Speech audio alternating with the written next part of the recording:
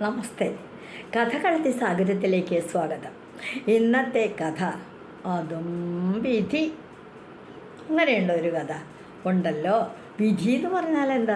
നമ്മുടെ ആരുടെയും നിയന്ത്രണത്തിലല്ലാതെ വിധാതാവ്, അതായത് ബ്രഹ്മാവ്, അതായത് നമ്മളെയൊക്കെ സൃഷ്ടിച്ച് വേണ്ട വിധത്തിൽ ഇന്നതൊക്കെ അനുഭവിക്കണം, ഇന്നതൊക്കെ അനുഭവിക്കേണ്ട, നല്ല കാലം വരലും ചീത്തകാലം എല്ലാം ആ ബ്രഹ്മാവിൻ്റെ, വിധാതാവിൻ്റെ ഒരു കൽപ്പനയാണെന്ന് വിശ്വസിക്കുന്നതാണ് വിധി.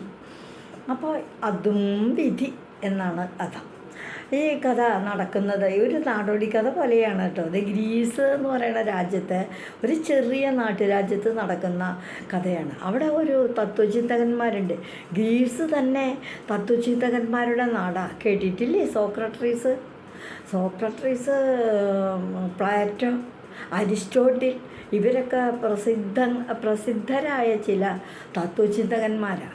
അക്കാലത്ത് അവരുടെയൊക്കെ കാലഘട്ടത്തിൽ ജീവിച്ചിരുന്ന മറ്റൊരു തത്വചിന്തകനാണ് സോനോ. ഈ സോനോ എന്ന് പറയുന്ന ആൾ, തത്വചിന്തകന്മാർ എന്ന് പറഞ്ഞാൽ എന്താ? അവരുടെ ആശയങ്ങൾ, അവരുടെ കാര്യങ്ങളെല്ലാം സമുദായത്തിലുള്ള വിദ്യാഭ്യാസം കൂടുതലുള്ളവർക്കും കുറഞ്ഞവർക്കും എല്ലാവർക്കും പ്രയോജനകരമാം വിധത്തിൽ അവർ പ്രഭാഷണത്തിലൂടെ പറഞ്ഞു കൊടുക്കും. അങ്ങനെയുള്ളവരെയാണ് തത്വചിന്തകന്മാർ എന്ന് പറയുക. ഈ സോനോ എന്ന് പറയുന്ന തത്വചിന്തകന് ഒരുപാട് ശിഷ്യന്മാരൊക്കെ ഉണ്ടായിരുന്നു. ആ ശിഷ്യന്മാരൊക്കെ അദ്ദേഹത്തിൻ്റെ ആദർശങ്ങളനുസരിച്ച് ജീവിച്ചു കൊണ്ടിരുന്നവരുമാണ്. അങ്ങനെ ഇരിക്കും. അയാൾക്ക് വേലക്കാരുണ്ട്, വലിയ കൊട്ടാരം പോലെയുള്ള വീടൊക്കെ ഉണ്ട് കേട്ടോ, ഭാര്യയുണ്ട്, കുട്ടികളുണ്ട്, കുടുംബമൊക്കെ ആയിട്ട് ജീവിക്കുന്ന ആളാണ് സോനോ. ഈ സോനോയുടെ ശിഷ്യന്മാരിൽ ഒരാൾ, ഇദ്ദേഹത്തിന് കുറേ നാളായിട്ട് ഒരു സംശയം തോന്നി. തൻ്റെ ഭവനത്തിൽ നിന്ന് എന്തൊക്കെയോ ചില സാധനങ്ങൾ മോഷണം പോകുന്നുണ്ട്. ആരാ ഇവിടെ ഈ മോഷണം നടത്തണേ? താൻ ഇത്ര വലിയ തത്വചിന്തകനായിട്ട് എല്ലാവരെയും ഉപദേശിച്ച് നന്നാക്കാൻ നടക്കുന്ന തൻ്റെ വീട്ടിൽ തന്നെ ഒരു കള്ളനോ? ഇവിടെ ആരും മോഷണം നടത്തുന്നു? തീക്കട്ടയിൽ ഉറുമ്പരിക്കണത് പോലെ ആയില്ലോ. ഉറുമ്പെന്ന് പറയുന്ന ചെറിയൊരു ജീവി, തീയിൻ്റെ ചൂടേറ്റാൽ കരിഞ്ഞു പോകും. അങ്ങനെയുള്ള ജീവി തീക്കട്ട, കനൽക്കട്ടയിൽ അരിച്ചരിച്ച് നടന്നു പോകുക എന്ന് പറയുന്ന പോലെയാണ്. ഇത്രയും നല്ല കാര്യങ്ങൾ പറഞ്ഞു കൊടുത്ത് മനുഷ്യരെ ബോധവൽക്കരിക്കുന്ന സോനോയുടെ വീട്ടിൽ മോഷണം നടക്കുന്നു. ആരാ ഈ മോഷണം നടത്തുന്നത്? അങ്ങനെ അദ്ദേഹം ശ്രദ്ധിക്കാൻ തുടങ്ങി. ശ്രദ്ധിച്ച് കഴിഞ്ഞപ്പോൾ ആളെ പിടികിട്ടിയിട്ട് അദ്ദേഹത്തിൻ്റെ വേലക്കാരിൽ ഒരാളായിരുന്നു. ചെറിയ ചെറിയ സാധനങ്ങൾ വിലപിടിപ്പുള്ളതൊക്കെ മാറ്റി അങ്ങോട്ട് ഒളിപ്പിക്കും. എന്നിട്ട് എന്താ, വീട്ടിൽ പോണ നേരത്ത് കൊണ്ടുപോകും. അങ്ങനെയാണ് ഈ മോഷണം നടക്കുന്നത്. കയ്യോടെ ഒരു ദിവസം പിടിച്ചു ഗുരു.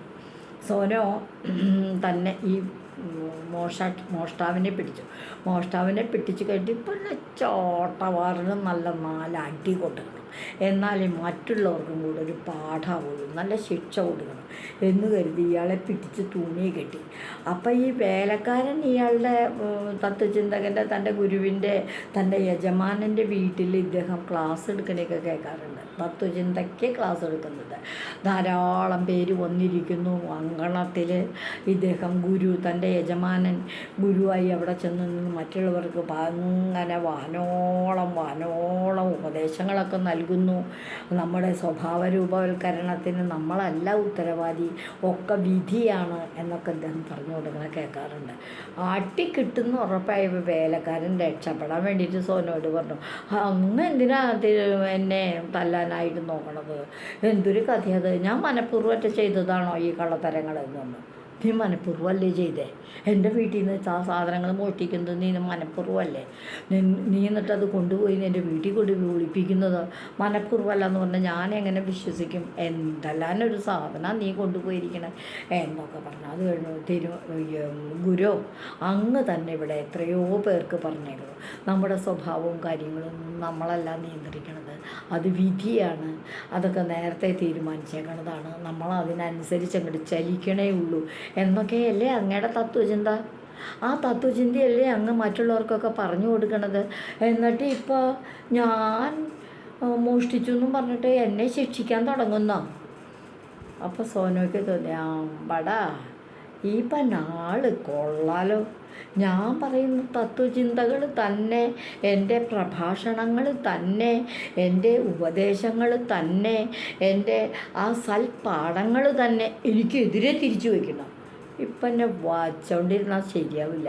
കൂട്ടാൻ തന്നെ ഗുരു എന്ത് പറഞ്ഞു? ശരിയാണ് കേട്ടോ നീ പറഞ്ഞത്. നമ്മുടെ സ്വഭാവങ്ങളൊക്കെ രൂപീകരിക്കുന്നത്, നമ്മുടെ നന്മതിന്മകളൊക്കെ നിയന്ത്രിക്കുന്നത് എല്ലാം വിധിയാണ് എന്ന പോലെ നീയും ഒന്ന് വിശ്വസിച്ചോളൂ. നിനക്കിപ്പോൾ എൻ്റെ കയ്യിൽ നിന്ന് ചോട്ടവാറിന് 4 അങ്ങോട്ട് കിട്ടും. അതുകൊണ്ടല്ലോ, അത് നിൻ്റെ വിധിയാ, അതും വിധിയാ എന്നങ്ങ് കരുതിക്കോളൂ എന്ന് പറഞ്ഞൊരു ചിരി ചിരിച്ചു ഗുരു. അതാ കഴിഞ്ഞിട്ട് ചോട്ടവാറം കട്ടെടുത്തിട്ട് വീശി പട്ടേ പട്ടേ പട്ടേ പടേ 4 അടി അങ്ങോട്ട് അടിച്ചു പുറം വഴി.